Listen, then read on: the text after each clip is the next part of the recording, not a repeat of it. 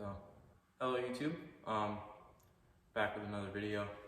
Today I just wanted to give more overview on the Volvo 240, like some of the parts we're installing, some of the parts we're working on. A lot of those parts being the doors and the fenders and the hood. So when we originally were doing this, we wanted to have a flat hood with like single headlights, because these have the big square ones, but we found that it was super hard to get flat hoods and single headlights. We just kind of agreed that we liked the look of the square headlights. It gave more of a sleeker look. So we set up for that, and we had to pretty much strip the doors down completely to the shell, or we had to, and they're all the way down. There's nothing in them. Some of the doors, they just have the driver's side doors, front fenders, roof rack, the hoods further over there, and then the trunk lids over there with the two back doors. But with these doors, one of them had a huge hole in the bottom of it, so we just kind of like tore all of them apart and assessed all of them and fixed all of them.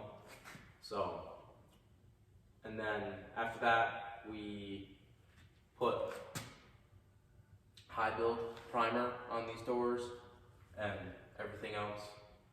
And now we're just looking for time to sand them down, prime them, and paint them white. So, and then with the roof rack, I've seen around, a lot of people don't like to keep the roof rack. I like the roof rack, and also if we don't use the roof rack, there's just going to be holes in the roof, which it's already too late to fix those since we already painted the car. But with the roof rack, it is in pretty good shape. I mean, like, it's not broken anywhere, but it is kind of like the chrome in some spots is peeling off, so we're thinking about re-chroming it. But I've heard that also costs a lot of money, so I don't know. There are some spots that are rusty, but I did see if you take glass cleaner and tin foil, it cleans chrome up actually really nicely. It would surprise you if you didn't know that. Now, moving on to some of the parts that we're gonna have to install. With the Corvette, it had everything in it, and it was running when we had it. So we decided to keep the radiators and stuff, because we actually might be able to fit it into this, which would be a really good deal if we could get this radiator and everything else to fit into that car. We also kept the oil cooler. It had an oil cooler factory, so we kept that. We're thinking about installing that. And that's pretty much all the parts that are off of the Corvette. All right, now moving on to some of pretty much, but moving on to the Volvo parts. We have pretty much everything here off of the car. Obviously dash, steering wheel, stuff like that. We have some old Corvette parts here that wouldn't work, like the old oil pan, some parts off the Corvette, like the nuts and bolts and stuff like that. These are the old headlights that I was talking about previously. I don't know what happened to this car, but the whole front end, like, headlights were broken. Like, all the mounts are just like broken off. So we're gonna have to get new headlights and stuff like that. But these are the headlights that came with it. So we're thinking about keeping this style. And then we tore the interior out, mainly because we wanted to like paint everything black.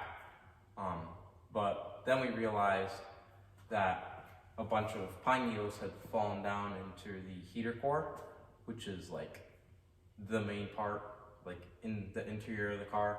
So we had to tear everything out. We have all the interior parts here, and it was just, I mean, like, just curse whoever freaking parked this thing underneath a pine tree for a really long time. But and then this is also the dash for the speedometer, tachometer that I wanted to keep, but it's just so old. It wouldn't have paired up with any of the Holley stuff. Oh, and I didn't say that. We do have a Holley wiring harness for this. It's just a standalone ECU, so it's very easy to set up. But this would not work with it. And then this is just all the interior parts, like trim, rubber outlining and stuff like that. Outside pieces, some outside trim. But I think that's pretty much it for these parts of the Volvo. All right, so now moving up to the interior of the car. I was actually able to get up here this time. We have our wiring harness ran through the hole for the original wiring harness, which actually works out really good because we're going to be able to mount the ECU in the same spot that the old ECU was mounted in.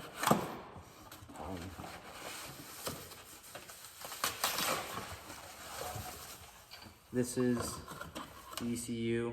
It's a Terminator X Max, so this should work very well. We were originally gonna buy a Holley like 6-inch screen to use, but we figured out it was just like way too small and it just wouldn't look right. So we did find a place online called One Gauge. They do sell customizable digital gauges, and I've seen other people use them and they look like a really good product, and you can customize them to make them wire up to any wiring harness you have. But in the kit, it does come with this little, in the Holley kit, does come with this little screen that shows like all your important stuff that you need to know that's happening with your ECU. That's not already going to be on the dash, so that's hopeful. I think we just might have that like inside the glove box or something like that. And then about the rest of the interior, you can probably see that everything's gutted out except the headliner. We haven't taken that down. We haven't really figured out what we're going to do with it yet, but everything else is gutted out. All the trim on the inside is gone in those boxes over there. We did have to patch up multiple holes in the floor because, I mean, like, it's still, after all, was a car from New York that was driven as a beater, winter beater. So there was a lot of holes in the floor. There was 2 pretty big holes on this passenger side and driver's side, and then there's just like a bunch of small little ones throughout the car. We did find a bee's nest inside of the vent, so don't know if that was the greatest, but we do have it all, I guess, ready to go to get interior parts. But like I was saying, with the interior, God, I lost my spot. It is pretty dirty because it's just been sitting up here and it's got like crap in it. So it's just gonna need another vacuum out and another wash. So that would be pretty easy. And then we did get the heater core back in and got it all cleaned out. This thing was just like packed with pine needles. It was bad. So I'm glad we got it out and fixed it. I think that's pretty much everything for the interior. Oh, we did also get drive-by-wire for the car, so that's just gonna be really easy to use. Later on, if we want to, we can set up like traction control and stuff like that, even though I probably won't need that because, I mean, like, who needs traction control, am I right? Other than that, I think that's really it for the interior. I think I covered all the spots. Okay, I think that pretty much wraps it up for this episode. I don't want to be one of those corny YouTubers that's like and subscribe, guys. I mean, like, if you want to, you can. I'm really just posting these to, like, if somebody wants to build their first car and they don't know what to do. I'm just doing this for if somebody needs inspiration for a build. This is pretty much it. I'm doing it for your enjoyment. Not looking to make money off of this. Maybe in the future, but yeah, that's it. Thank you so much for watching, and I will see you next time.